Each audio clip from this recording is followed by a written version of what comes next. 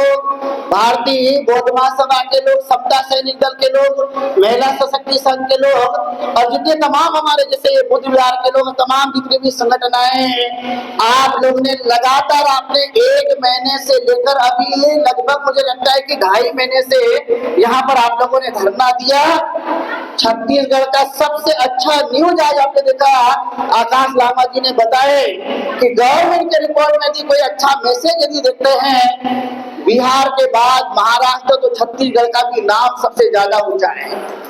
क्यों? सरकार की रिपोर्ट ये बताती है कि आप लोग बहुत ही क्रांतिकारी लोग हैं, ऊर्जावान लोग हैं और आपने देखा कितनी बड़ी रैली थी, धूप में भी लोग हिले नहीं, भाषण सुनने के लिए, आप लोग विचार सुनने के लिए भी है, लेकिन आपने देखा इतनी कड़कती धूप में कितने सारे लोग वहां पर चल रहे थे। मैंने जयश्री से पूछा कितनी लंबी रहेगी रैली, तो उन्होंने कहा बनते जी लगभग 5 किलोमीटर होगी, लेकिन हम मानते हैं कि 5 किलोमीटर की रैली में कड़कती धूप में यदि आप चलते हैं, सरकार के पास सबसे अच्छा मैसेज आप लोगों का है कि ये लोग चाहते हैं रियल में कि महाबोधि महाविहार मुक्त होना चाहिए, क्योंकि गर्मी में आपने देखा होगा एसी हो, कूलर हो, पंखे की हवा में हम रहना चाहते हैं, लेकिन आपने देखा होगा कड़कती धूप में आप जब चले और आप सिर्फ एक बार नहीं चले हो, मेरी जानकारी के अनुसार है क्योंकि मैं वो रोज देखता हूँ, मुझे लगता है कम से कम इस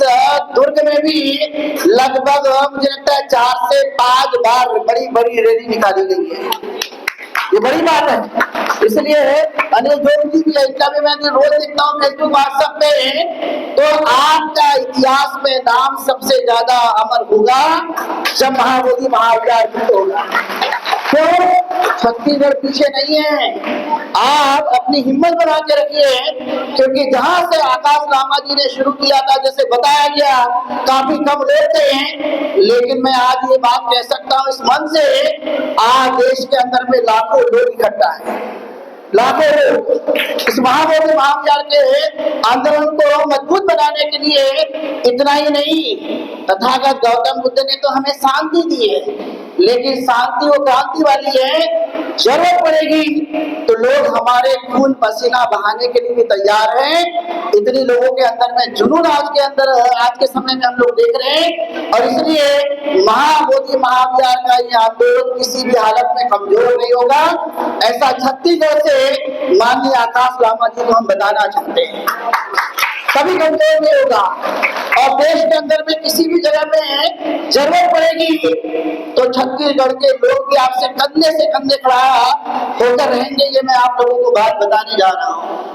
कभी भी किसी भी प्रकार की, चाहे फिर आपका धन दान हो, चाहे फिर आपका किसी भी प्रकार का दान हो, दान में भी किसी भी प्रकार की कोई कमी नहीं आएगी। ये बात आप लोगों को हम बताना चाहते हैं, क्योंकि जब ये पिछले 7 सितंबर में पटना में जब रैली हुई थी शुरुआती दौर में, तब तो धरना भी नहीं दिया गया था, लेकिन फिर भी बड़ी संख्या में लोग ट्रेन से गए थे। मैं खुद उस पर नजर लगाया हुआ था, मैंने देखा बहुत सारे लोग, ये लोग सविता बोधे, जयश्री और बहुत सारे लोग, इस छत्तीसगढ़ के लोग, उस समय लोगों को जानकारी भी नहीं थी इवन बीटी एक्ट क्या होता है, लेकिन हमने शुक्रिया अदा करना चाहिए माननीय आकाश लामा जी का कि आज घर घर में यदि कोई बात देखने के लिए मिलती है बीटी एक्ट के बारे में, तो कोई शख्स नहीं है जिन्होंने बीटी एक्ट के बारे में बताया। आपके बीच में माननीय आकाश लामा जी, जिन्होंने घर घर में, आज आप जानते हैं बीटी एक्ट क्या है, पहले हर साल मेरे जाए जाते हैं और जाने के बाद में तथागत गौतम बुद्ध के सामने वहां घंटी बजाते हुए पुरोहित दिखाई देता है, आपको महंत दिखाई देता है,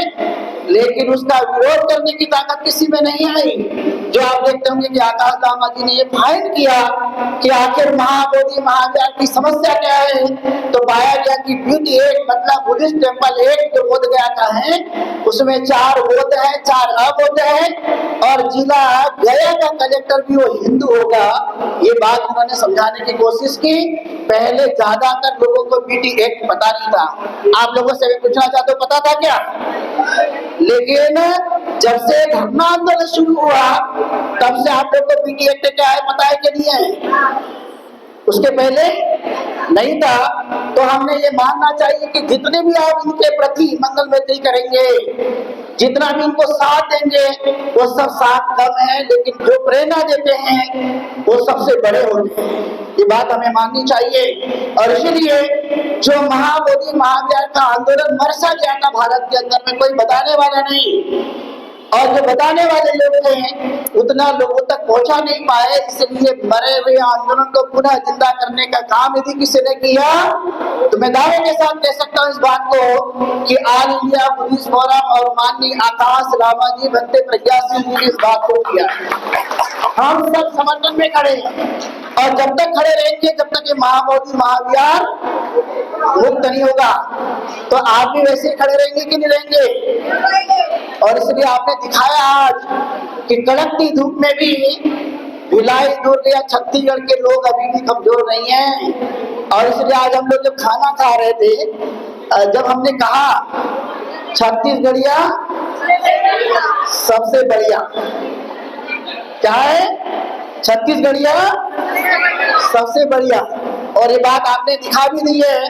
हम सिर्फ यहाँ नहीं कहते, मैं तो कई 15 सालों से जगह जगह लोगों को ये बात बताते रहा हूँ कि सबसे बेहतर यदि कोई लोग हैं तो आपको देखने के लिए मिलेंगे छत्तीसगढ़ में बड़े सरल स्वभाव के अच्छे लोग यहाँ पर रहते हैं, डेडिकेट लोग रहते हैं, और धर्म के प्रति जागरूक लोग रहते हैं। ये आप लोगों ने बोध गया में भी जाकर दिखाया, जब वहाँ पर छत नहीं था, जहाँ पर कोई व्यवस्था नहीं थी, कई सारी ऐसी दिक्कतें थी, लेकिन आपने इस आंदोलन को आकाश रामा जी के हाथ को मजबूत करने का यदि काम किया तो मैं मान सकता हूँ कि आप सही में धन्य लोग हैं छत्तीसगढ़ के, जिन्होंने शुरुआती दौर से इस आंदोलन को खड़ा करने का काम किया है। तथागत गौतम बुद्ध की बात मुझे याद आती है। तथागत गौतम बुद्ध आपने देखा श्रावस्ती भी बहुत बार गए थे, वैशाली भी गए, और भारत के कई सारे उत्तर भारत में उन्होंने जगह जगह जाकर के धम्मदेशना दी, लोगों को जगाने का काम किया। जब वो गए श्रावस्ती, तो श्रावस्ती के लोगों को उन्होंने आशीर्वाद दिया। क्या आशीर्वाद दिया? कि श्रावस्ती के लोग जगह जगह जाए। फिर वो वैशाली गए, तो वैशाली के लोग जाइएगा, तो लोग बड़े आश्चर्यचकित हुए कि क्यों मत जाइए। तो तब उन्होंने कहा कि ये श्रावस्ती के लोग बड़े मंगल मैत्री अपने मन में रखते हैं, करुणामयी दया और प्रेम की भावना रखते हैं, लेकिन वैशाली के लोगों में एक कम दिखाई देती है। तो तथागत ने कहा मैं श्रावस्ती के लोगों को आशीर्वाद देता हूँ कि आप सब जगह फैल जाए।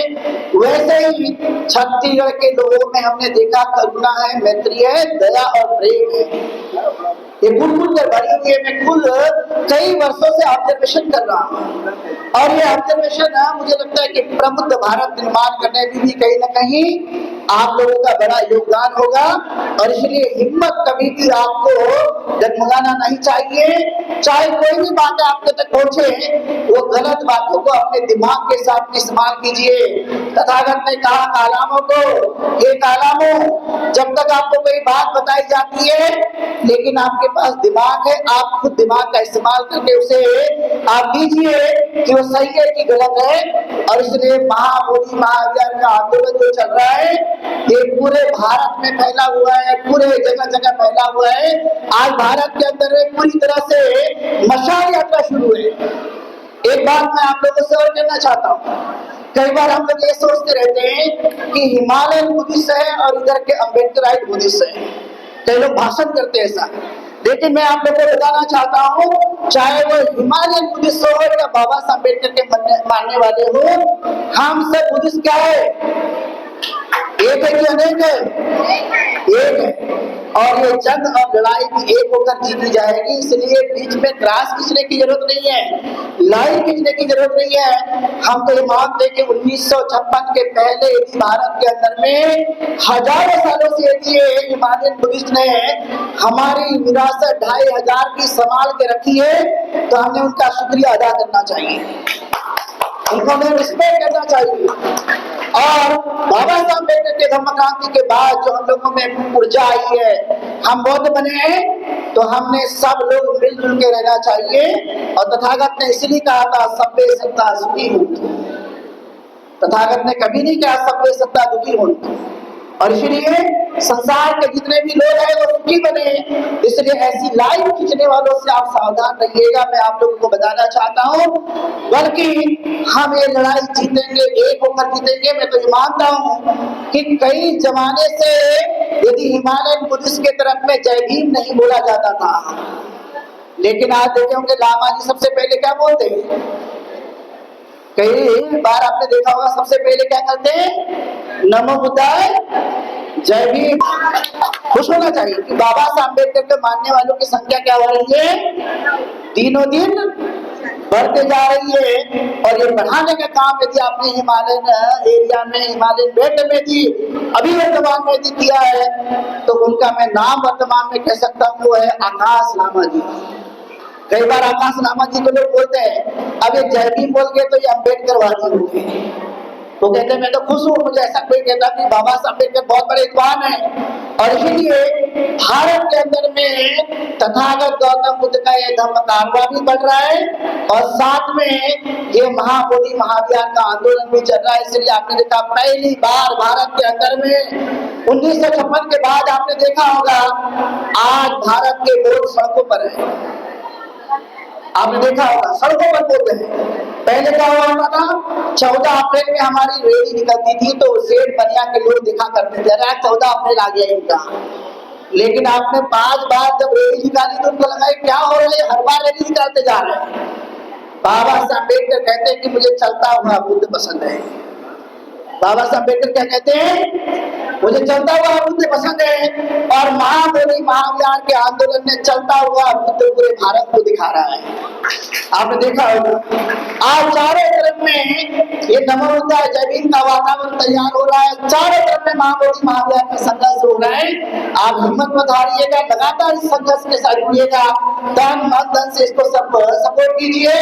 किसी भी प्रकार की गलतफहमी में मत आइएगा। मैं ऐसे आप लोगों से आह्वान करता हूँ, और ज्यादा लंबा समय न लेते हुए मैं चाहता हूँ कि आकाश लामा जी को भी आप सुनेंगे। सभी आयोजक लोगों का मैं बहुत बहुत धन्यवाद करता हूँ, जिन्होंने बहुत मेहनत मशक्कत करके गली गली में घूम घूम करके प्रचार और प्रसार किया। तो महाबोधि महाविहार भी बुद्ध होगा, प्रबुद्ध भारत भी बनेगा। मैं सियाद बात कहते हुए ये बोलता हूँ, बहुत संभव।